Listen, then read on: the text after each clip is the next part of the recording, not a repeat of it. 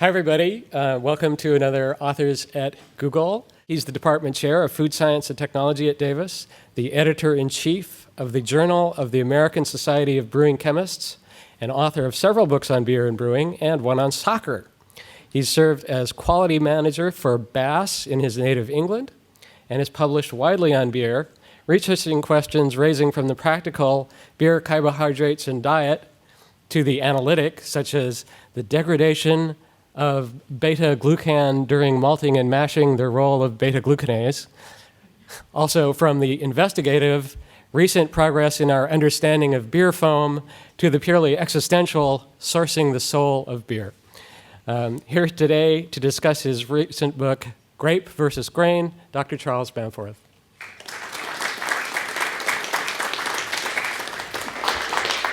Well, thank you very much. It's nice to be here.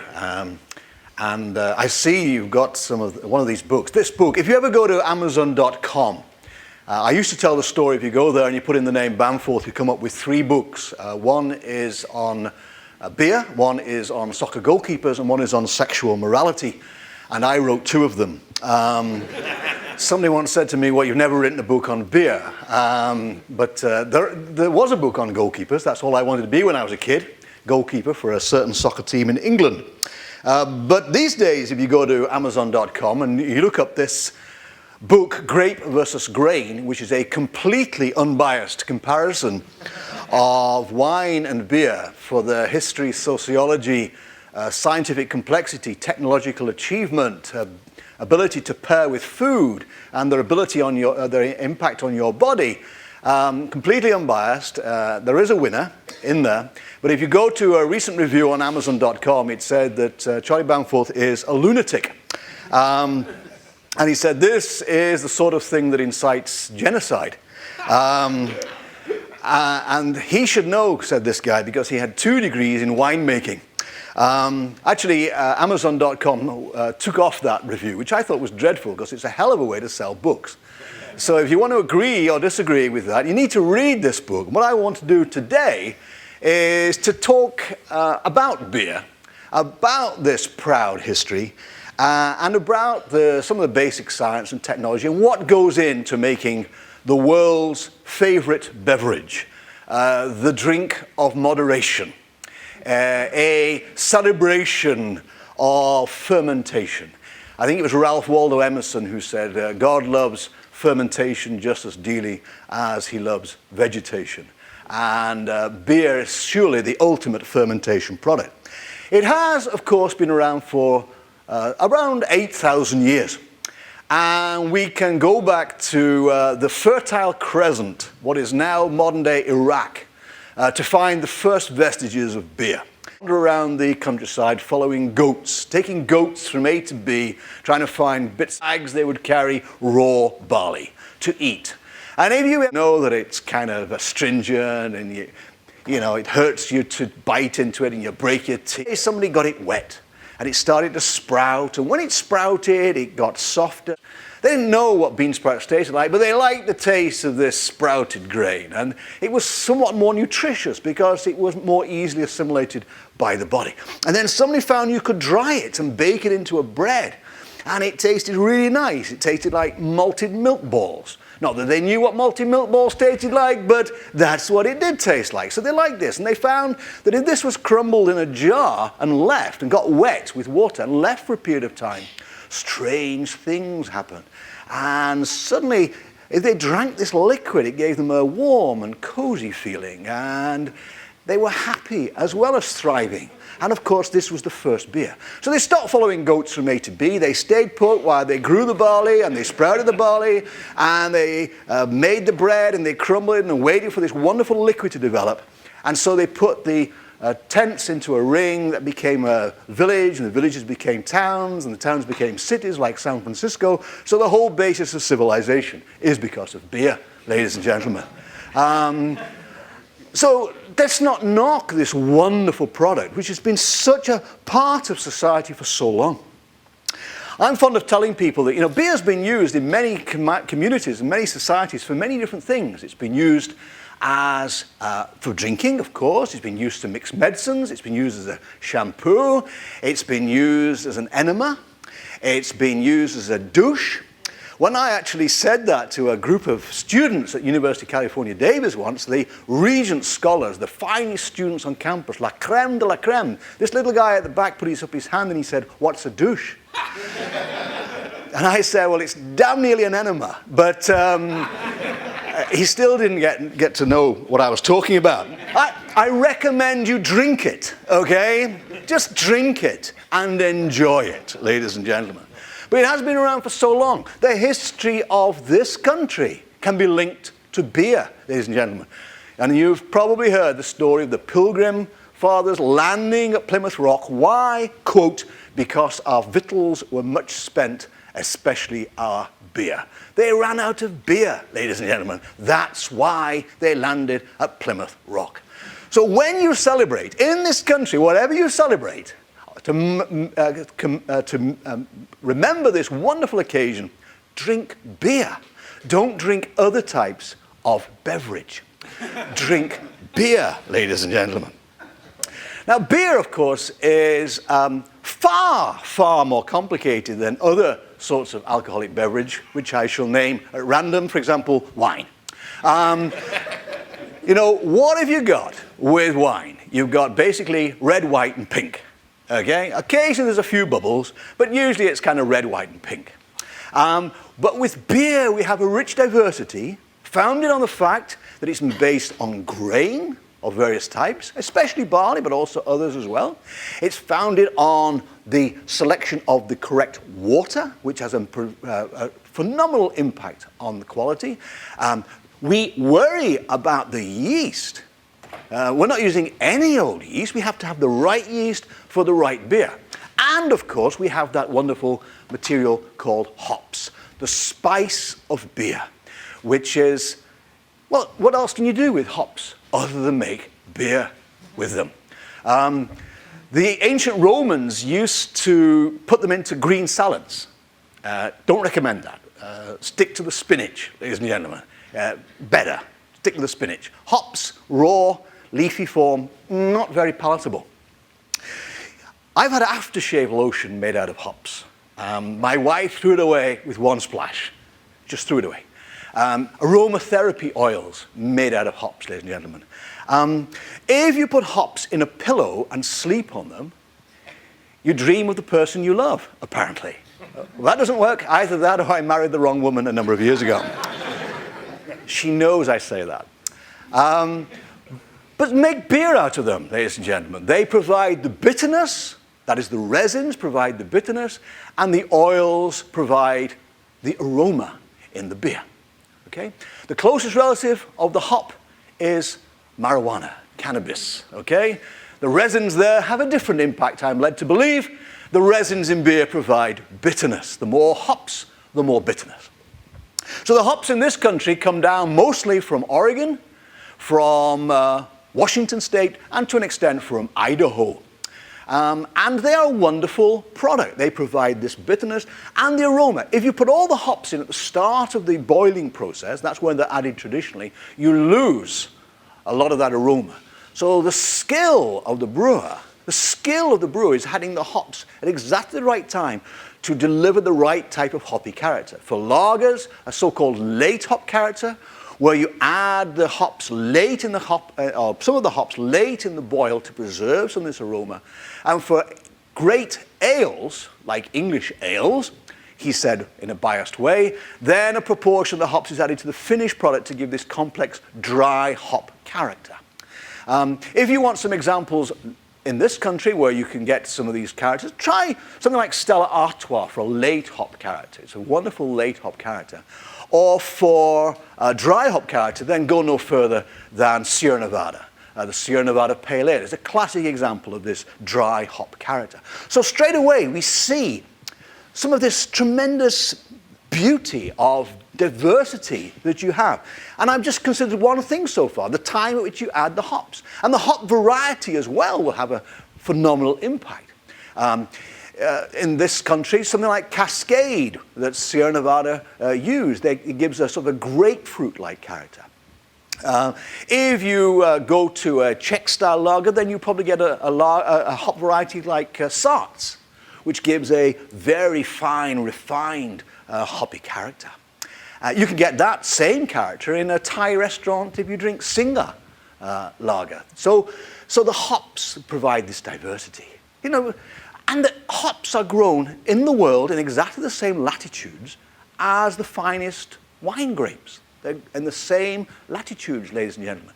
But you know, the wine guys, they talk about all these varietals, you know. And what I would like the brewer to do is to learn, in this instance, from the winemaker. Because here's something the brewer can learn. In just the same way that you go into a supermarket shelves and you see Pinot Noir and Chardonnay and Gewürztraminer and all these other stuff, we could do that with beer. We could say, oh, let's go and look at the Fuggles shelves, okay? Let's see what, oh, look, there's a Timothy Taylor Fuggles and there's a Sam Smith's Fuggles. Or you could do the Cascade thing and you could say, oh, look, I think I'll try a Sierra Nevada Cascade or I'll try an Anchor Cascade or what. We could do all that, but more of that later on. You see, it's all about presentation. It's all about affectation. And that's one area where we could learn. Some while ago, I was walking across campus and I bumped into a friend of mine who's a professor in the Department of Viticulture and Enology. And I said, Andy, you're going to have to help me. He said, Charlie, I'd be delighted. How can I help you? I said, well, I've been asked to write an article about what the brewer can learn from the winemaker, and I can't actually think of anything. And I think there is one area that we could learn from that, and that's all about presentation, and otherwise known as BS. Okay?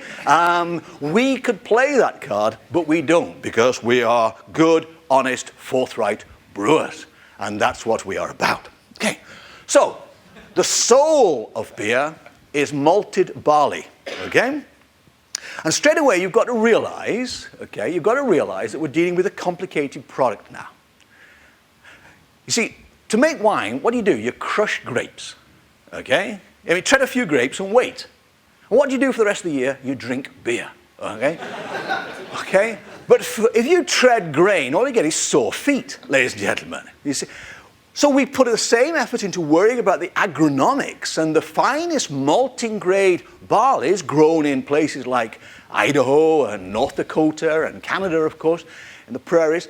The finest malting grade barleys are carefully selected and carefully nurtured and carefully looked after by farmers and so on, in just the same way that you look after grapes. We just don't make such a big thing out of it, that's all.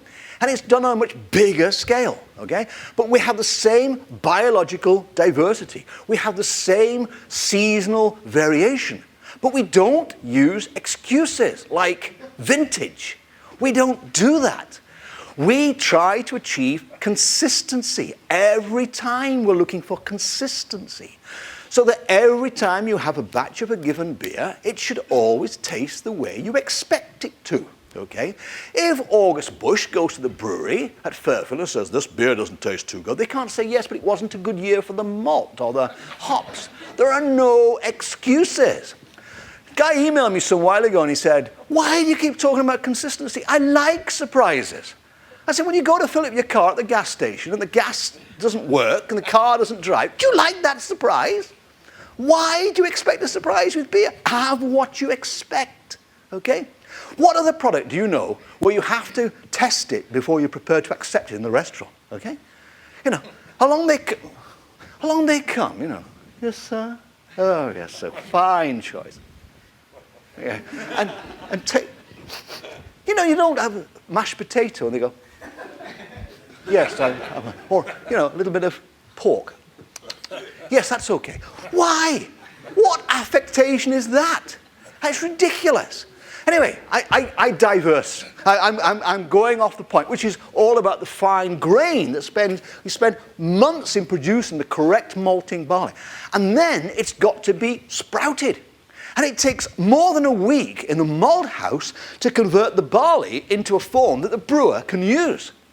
So not just take a few grapes off a you know, and crush them. No, we've got to germinate them for a period of time. And then we've got to store the malt for 4 weeks before we can brew with it. Okay? We haven't even got into the brewing yet. You've got to store it for a while. And of course, the malt can present such diverse characteristics. If you dry the malt to a very gentle extent, you have a pale malt, which will give gentle color and a nice malty flavor, and also has all the enzymes needed to break down the starch in the brew house to give the sugars that will go on to make the alcohol. If you heat or you kiln to a greater extent, you produce more color and more flavor, more malty flavor. And you can put more and more roasting in there to get darker and darker products. And so you get things like crystal malt, which you can add to give extra character to, say, an ale. And then you can go to chocolate malt, which you can put in to get chocolate stouts and porters. Right the way through to black malt, and indeed not even malt in the barley, roast barley, which is basically where you burn it. And you get those delicious aromas like coffee mill and licking out an ashtray type flavor. Okay? The sort of things you get in some celebrated stouts, ladies and gentlemen. But of course, drinking a stout is all about a visual delight. It's a case of looking at this product and admiring this rich, black, velvety appearance with this wonderful white foam. And in case I don't mention it later on, that wonderful stable foam in a product like Guinness is given by the use of a little bit of nitrogen gas, which stabilizes the foam and also smooths out the harsh roasted character. Do you know, there are more myths about Guinness than any other beer I know. A woman emailed me some while ago and she said, is it true the difference between Guinness brewed in Ireland and Guinness brewed in the rest of the world is they marinate a dead cow in the beer in Ireland? I said, I've been in the brewing industry for more than 30 years and I don't think I've heard anything quite so stupid. Everybody knows it's a sheep. To which she emailed me back and said, thank you. That's a myth. It's not true. It's not true, okay? They only use fine and wholesome raw material. But you see straight away the rich diversity. People say, oh, the beer's got caramel to get extra color. No. Brewers choose this range of raw materials to get colors, everything to black at one extreme and colorless at the other. Miller, a number of years ago, brought out Miller Clear beer. Does anybody remember that? It was beer that was water white. I mean, it looked like water in a bottle. It's clearly beer if you tasted it. And it had foam on the top, and nobody understood what it was about. But we can do it, ladies and gentlemen. So we can do everything. It's not just red, white, and pink. It's every color of the spectrum you can imagine, ladies and gentlemen. What rich diversity do we have here? Okay? So we have the malt giving this rich diversity. We have the hops giving diversity. We have the water, which will actually contribute different characteristics. It's very, very hard water, such as in Burton-on-Trent, to give very robust ales. Or very, very soft water in Pilsen in the Czech Republic to actually give very good, fine lager-type products. And mention the Czech Republic reminds me to tell you that of all the countries in the world, that's where they drink the most beer. 160 liters per capita, okay? More than twice as much as in the United States of America. So come on, okay? Don't let them beat us there. The biggest market for beer worldwide, of course, is China. So there's more beer brewed in China than any other country in the world, and it's growing phenomenally. It's a wonderful place. Individually, Chinese people don't drink very much, but there's an awful lot of people there. And so we are very, very happy with the growth of the brewing industry in China. And then, of course, we have the yeast. Now, there are a lot of stories told about yeast, but most brewing companies swear by having the right yeast, okay? And they will select the right yeast for their product. Individual brewers insist on using the right yeast for the right beer. And of course, this is an example of what the brewing industry did for society again. Because the very first person to ever isolate a pure yeast culture was Emil Christian Hansen in Carlsberg at the end of the 19th century. And since then, this pure yeast culture technology has been used around the world, not only in the brewing industry, but many other industries as well.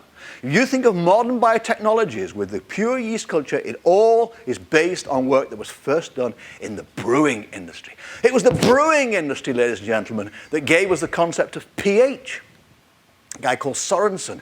It was the brewing industry, a guy at Guinness, who gave us students' t-test in the world of statistics and stuff. So much has come from the world of brewing. It is sophisticated science. It is complicated science, ladies and gentlemen.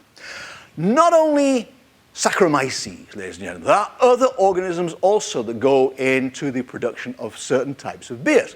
And earlier on I was talking to somebody about a fine beer in Belgium called Lambic. Belgium, what a country to go to if you want real diversity and real reverence for beer. Some while ago I was at a friend's house in Antwerp, and he said to me, "Charlie, would you like a beer?" Which has to go down in history as one of the most stupid questions of all time.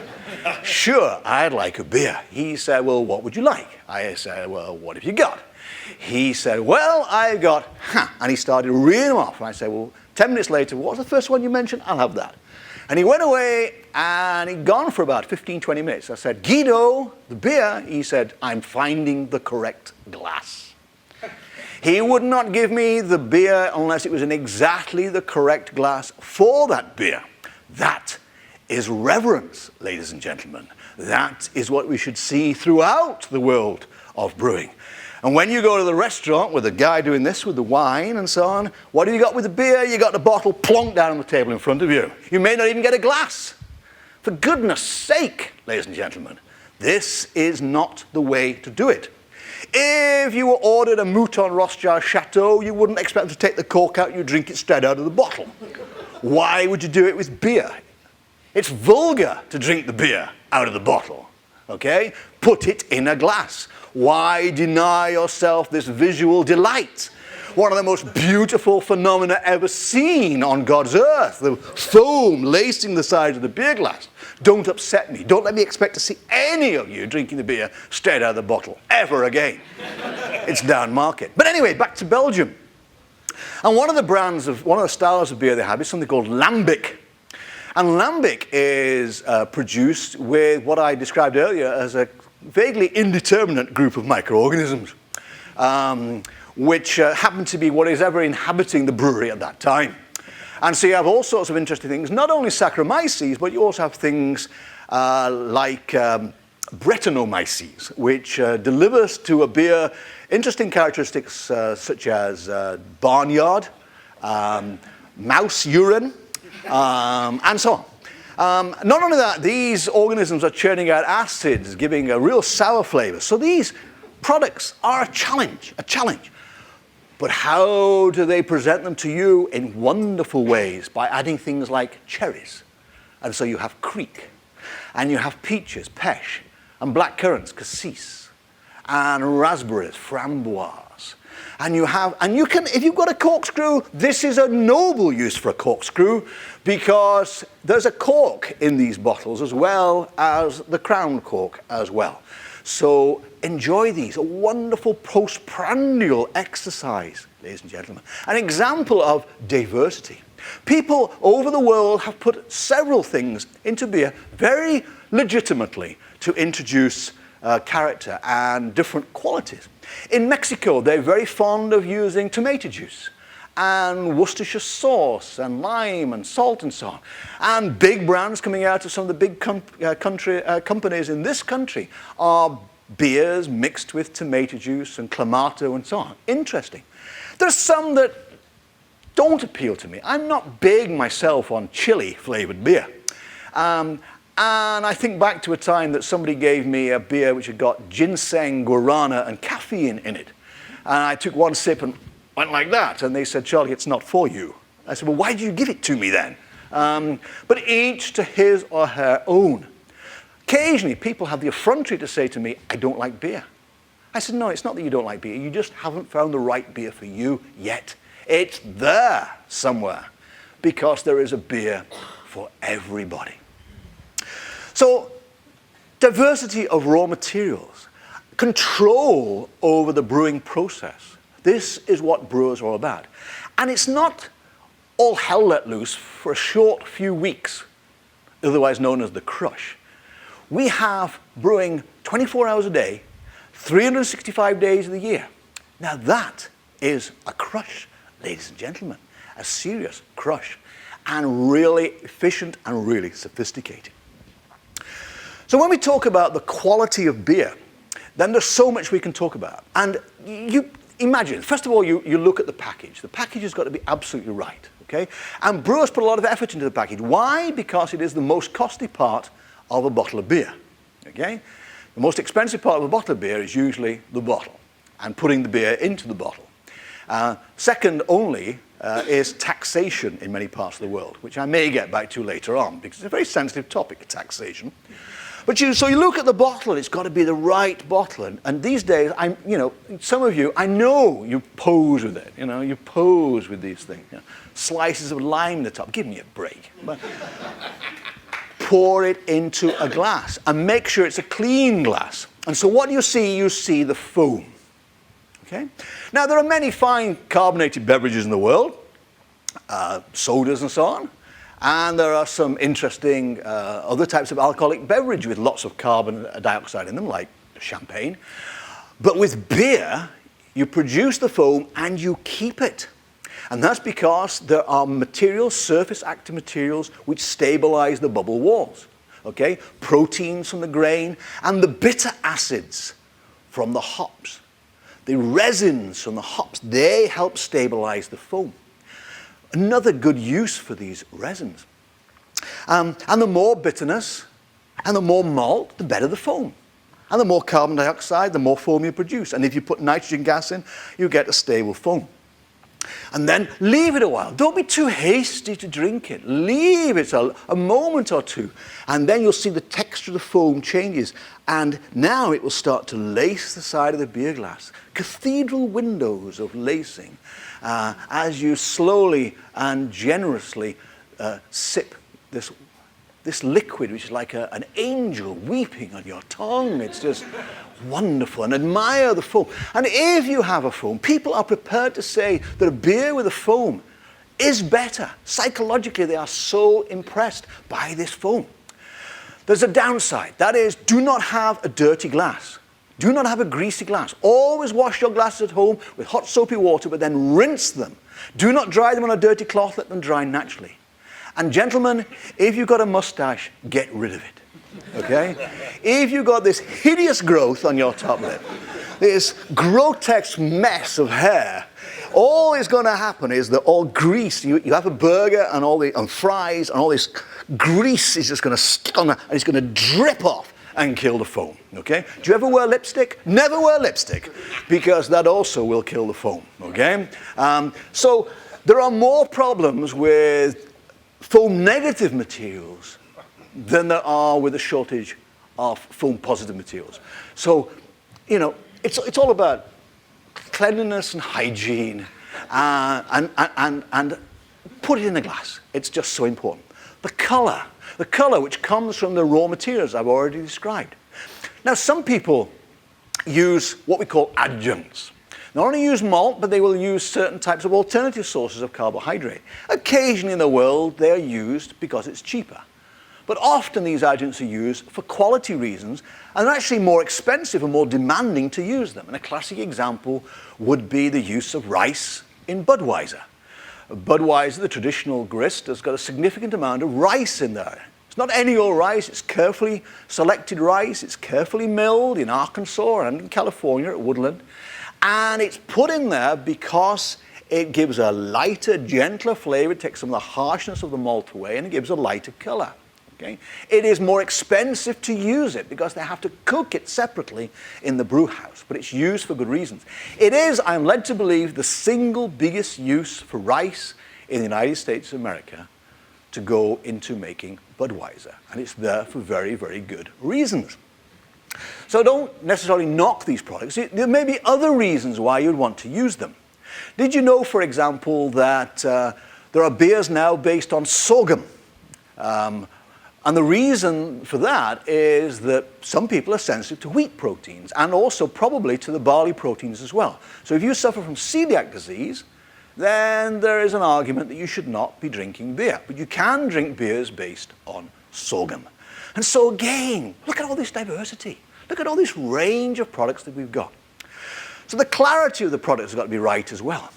Most beers are bright, by which I'm saying there's no turbidity in them. But some, of course, are turbid. And a classic example would be Hefeweizen. Okay, so a lot of you people in California love Hefeweizen. The best place, in my opinion, to have Hefeweizen is at breakfast in Frankfurt Airport. Okay, that's what I like to do if I'm passing through Frankfurt. Glass of Hefeweizen with white sausage. What a wonderful drink. Okay, what a wonderful breakfast. If you have a Hefeweizen in this part of the world, there are two things I would suggest to you. The first is it should not have a slice of lemon in the top of it.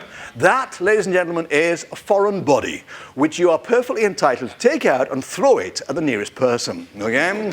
So do not have that foreign body floating there, because that's not authentic. The second thing is your beer should smell of cloves and bananas. If it's an authentic wheat beer, it should smell of cloves and bananas, because the yeast that goes to making these Hefeweizens is a special ale yeast which has a gene in it that actually makes this clove-like flavor. If you want an example of a fine, authentic Hefeweizen in this part of the world, go to Gordon Biersch's Hefeweizen, which is truly authentic in that respect. And let me take this opportunity to say there's a tremendous, tremendous brewing fraternity in California. We have Gordon Biersch. Dan Gordon's a wonderful brewer. As Dan says, never trust a skinny brewer. We have Fritz Maytag at Anchor, the father of craft brewing. And of course, at Sierra Nevada, Ken Grossman's Sierra Nevada Brewing Company in Chico is the single most beautiful brewery anywhere in the world. And if you want to go to a brewery, I strongly recommend you go to that one. You'll never find a nice one anywhere in the world. So, again, we have this interesting appearance difference with Hefeweizens, but also it brings myself back to the flavor component as well. I want to leave some time for questions, but before I do that, I just want to talk about beer and health. Another book I wrote was Beer, Health and Nutrition. A lot of people think that's an oxymoron, but it's not. When you think of alcoholic beverages and health, everybody thinks of red wine. Everybody thinks back to a program called 60 Minutes, where somebody observed that if you have a glass or two of red wine per day, then it cuts down your risk of atherosclerosis. It stops your arteries from blocking. Okay? And the wine guys say, oh, this is because the grapes provide something called resveratrol. Now, they always say it like that, resveratrol. This material called resveratrol cuts down the risk of atherosclerosis. Well, there have been studies which suggest that to get enough resveratrol in red wine to have an impact on your body, you need somewhere in the vicinity of 160 bottles a day, which is possibly overkill, okay? So I don't think it's resveratrol, okay? In fact, the world is pretty much agreed now that the active ingredient in red wine that cuts down your risk of atherosclerosis is actually alcohol. And it doesn't matter if it's red wine, white wine, beer of any description, or your own personal favorite, which for me would include something like Southern Comfort, you are going to have, with the same equivalent quantity of alcohol, the same benefit in countering the risk of atherosclerosis. So there are ample studies now which have shown that in beer drinking populations, beer actually has the same beneficial effect, as long as it's in moderation. 1 or 2 glasses of beer every day, okay? Don't skip any, every day. And don't store it up for the weekend. You know, you can't have 14 on a Saturday night. That's binge drinking, okay? But 1 or 2 every day. Tell them the doctor told you that, okay? And people say, but wine is healthy. No. There is more nutritional value in beer than there is in wine. We have shown, and others have shown, significant levels of things like folic acid in beer, not in wine. Okay? Beer is the richest source of assimilable silicon in the diet. There have been studies that have shown that beer drinkers cuts down your risk of osteoporosis. Okay? Beer also cuts down the risk of kidney stones. There is evidence that it makes you more, your cognitive function is better, particularly in old age. And I've known for years beer's made me more attractive.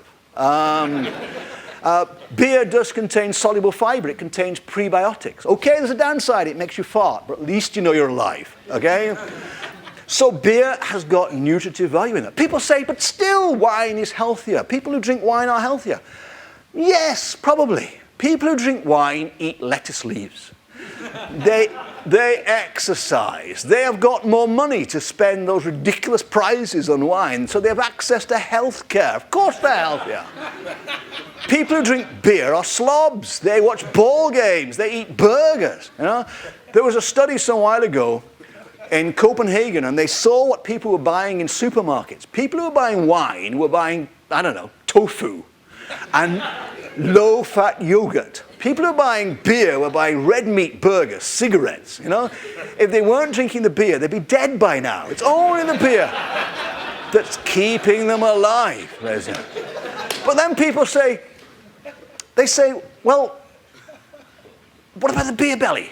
Well, I've got news for you. This is not a beer belly. This is a sausage belly, ladies and gentlemen. The beer belly thing is a myth. It's all to do with this lifestyle thing, okay? And so some while ago, some of you may have heard of something called the South Beach Diet. If you've got that book at home, go home, burn it, okay?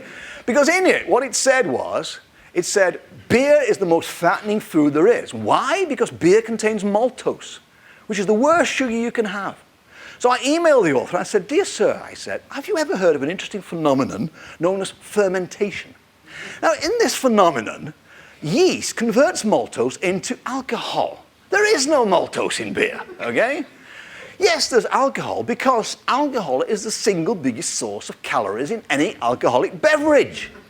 It's the alcohol that's the source of calories. It doesn't matter whether it's beer, wine, or whatever it is. Think about it, okay? So now, if you go to the website, it says, due to recent research, we can rescind the ban on beer, okay? So that's good news, isn't it? It's good news. Beer's actually good for you. And the last thing I would say before I throw it on to questions is about beer and food. You know, they talk about wine and food. There are far more beers, far more foods that pair with beer than wine. And let's go beyond pizza. Let's think of any Asian food. Let's think of Mexican food. Let's think of Great British food, otherwise known as Indian food. They pair better with beer than with wine, okay? And so whatever your occasion is, whatever your drinking occasion is, ladies and gentlemen, just think of the greater diversity of drinking occasions that you have in moderation with beer. And that, apart from all the sophistication and diversity, is why I humbly would suggest when you compare grape and grain, that grain wins. Thank you for your attention.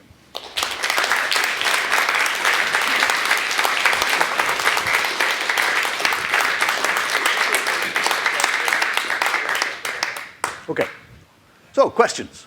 Yes, sir.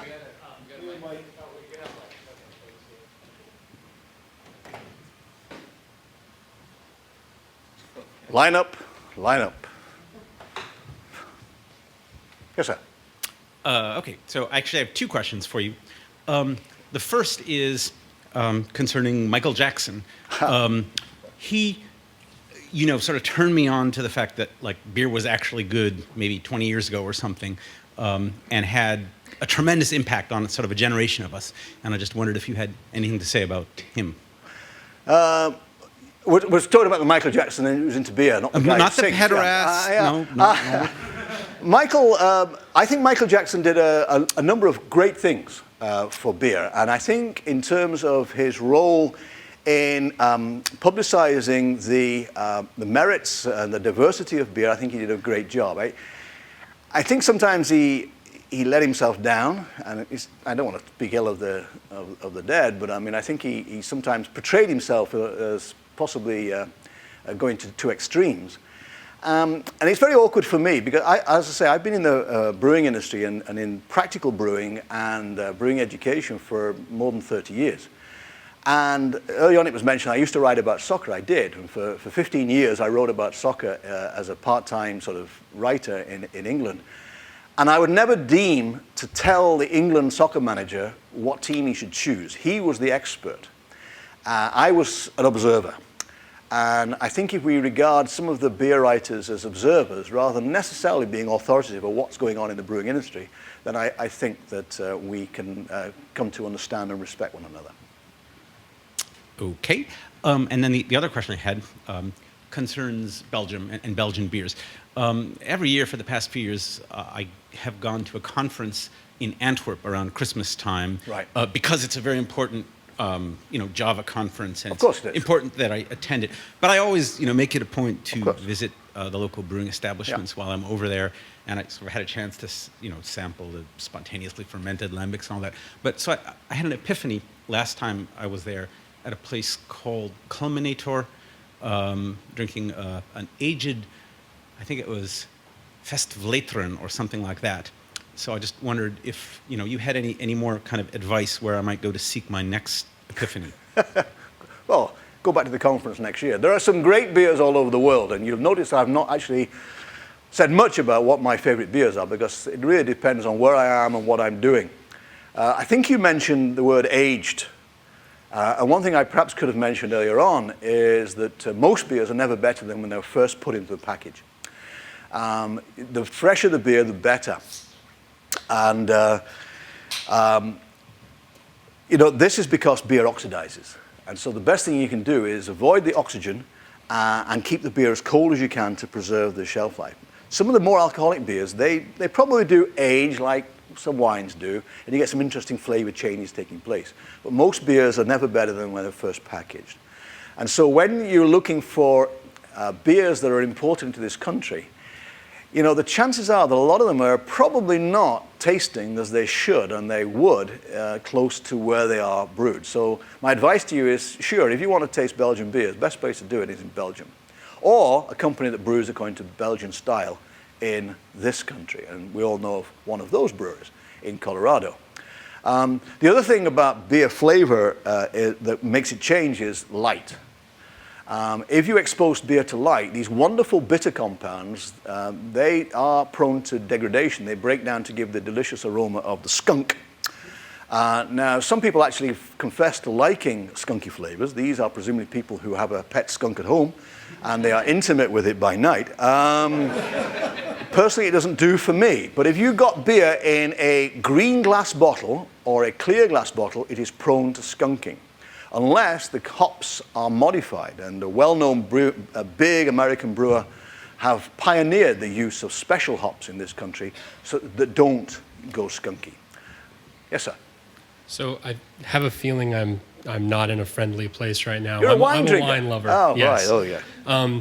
It's nice to hear somebody on the beer side of things explain something that I've felt for a long time, and that's that wine is essentially Italian cuisine, while beer is essentially French cuisine.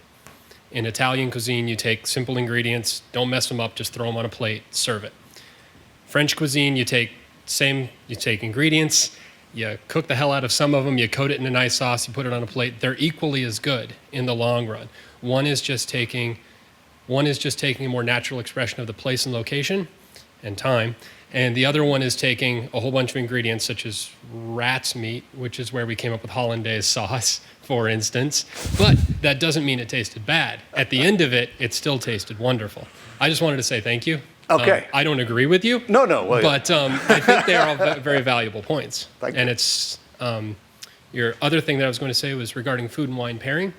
There are certain things that just don't go with wine, just like I'm sure there are certain things that don't go with beer.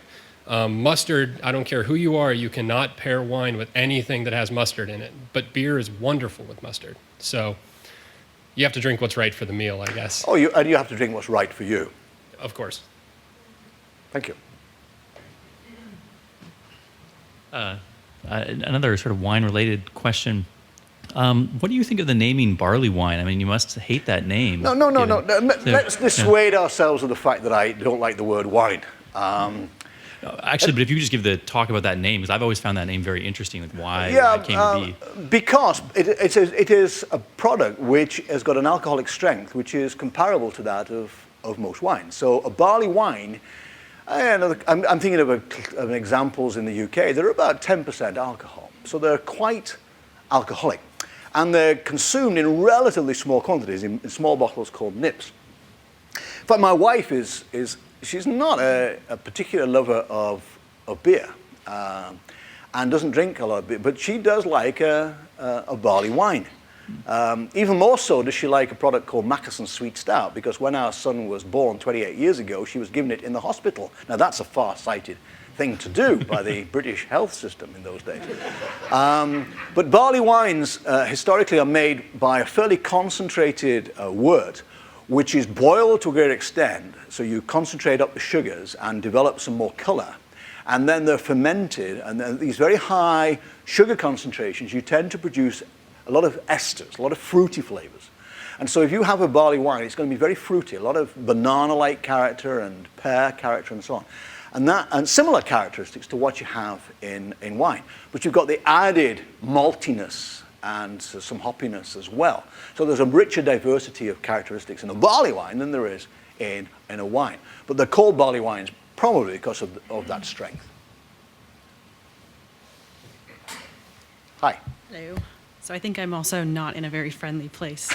But thank you for making me realize that it's not beer that I hate, it's that I haven't found the right one. You haven't found the right one. So being that my boyfriend is a very avid beer drinker and would appreciate the fact that you said he can drink as much as he wants per day, as long as it's No, not I didn't binge say that. drinking. Within moderation. Yeah, it's only 2 Guinnesses per day. It's not that bad.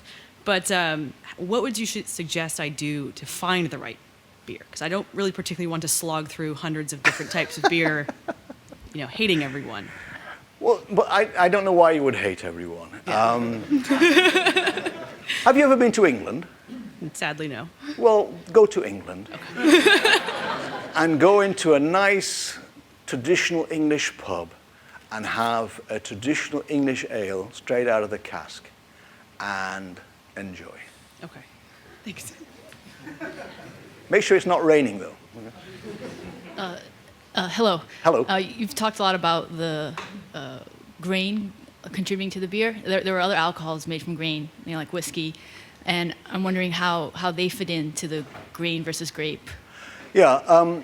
Basically, a whiskey is made. The malt is going to be mashed and extracted in a similar way to what happens in a brewery. And then, of course, you're going to have the fermentation taking place. But then, of course, you've got the added stage of distillation. So basically, you could describe a whiskey almost as a distilled, unhopped beer. Okay? And, of course, again, a rich diversity of character.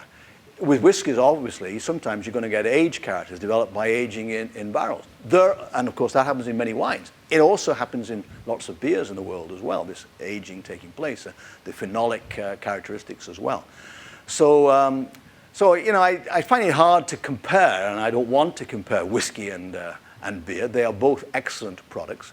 I would probably have a whiskey earlier in the evening and mellow out with a beer earlier in the evening and mellow out with a whiskey a little bit later.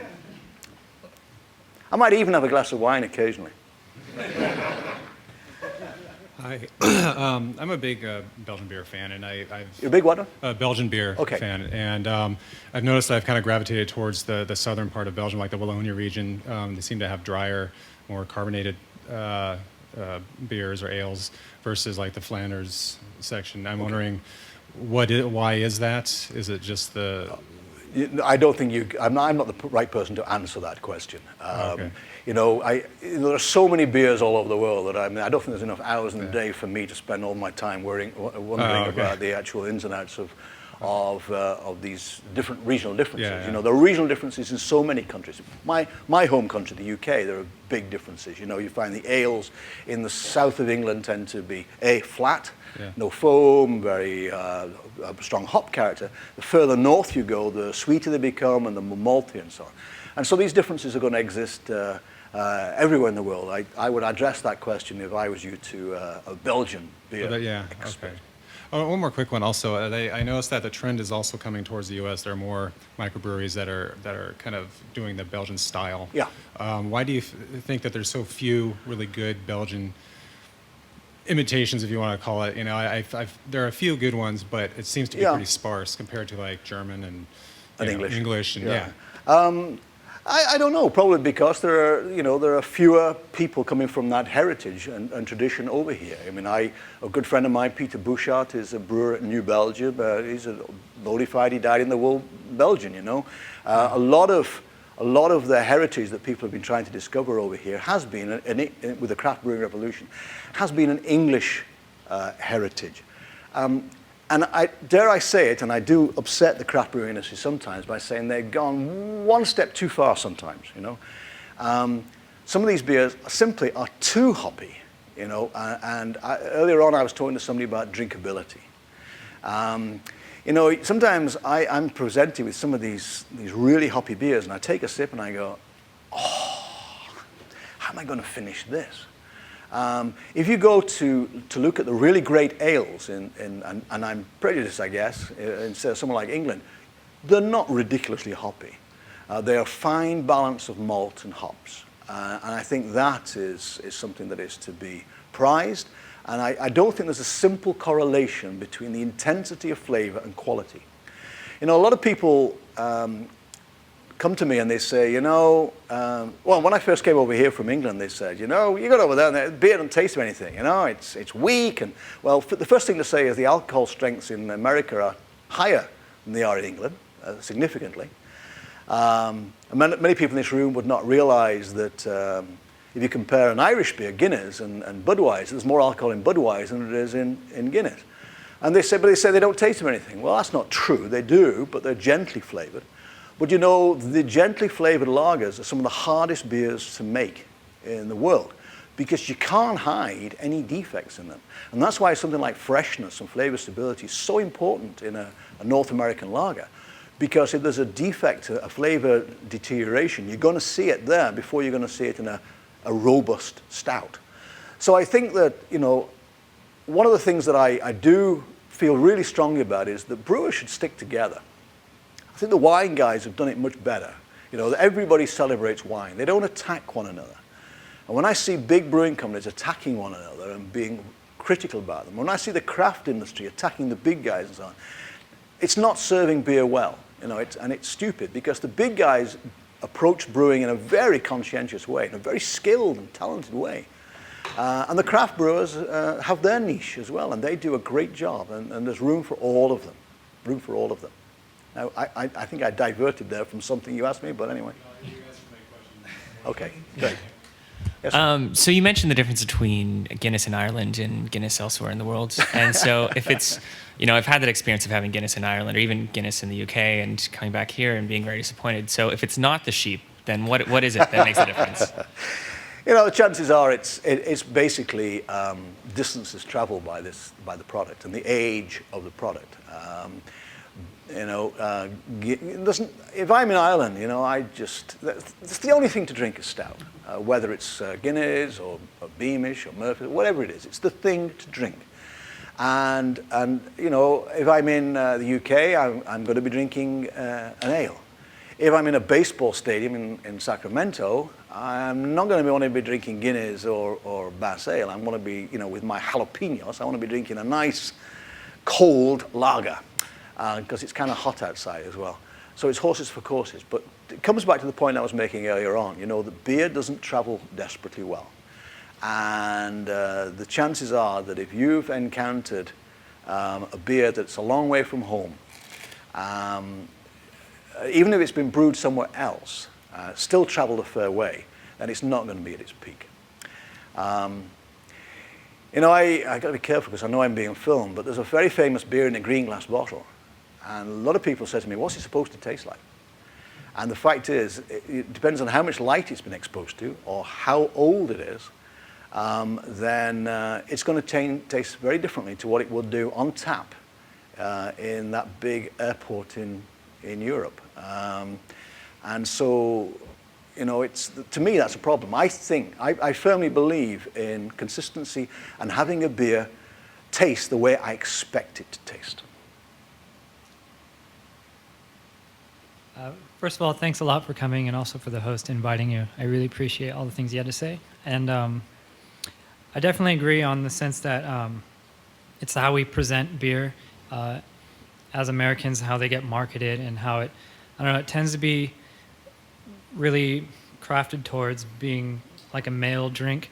I think, unfortunately, for marketing purposes, it would seem a little less interesting or appealing to men if it was like a wine. It might make them feel less manly or something like that, especially with like big beers like Budweiser, Coors, and Miller, all major sponsors of the Super Bowl, and it's very kind of like manly to drink these things. Yeah. But I was just wondering, you happen to be around here or a couple miles away down at Davis, and you seem to be pretty familiar with the area. And if there's any places that you might know of to kind of experience this love for beer, going into a place where they love the craft of beer, or that there's a good variety to drink of. There are a number of locations, a number of craft locations in Davies. We've got the Sudwork facility, which brews Germanic style products, excellent products. So there are a number of these places, and you're right to mention this macho men behaving badly image, and I get kind of frustrated by the way in which beer is presented. For me, on the one hand, to write a book called Beer, Health and Nutrition, and then for people to have flatulent horses and men skidding across sitting silk bed sheets, and doesn't sit comfortably with me.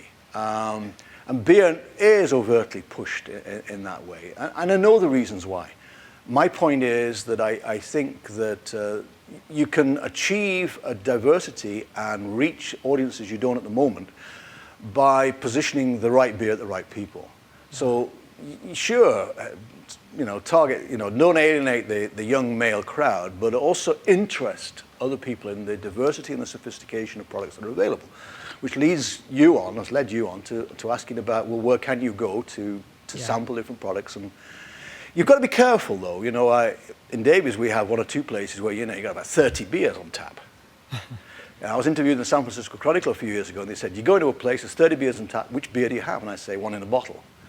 Because all those beers are not moving through those taps as fast as they should be. Unless the hygiene is good, you're going to have problems.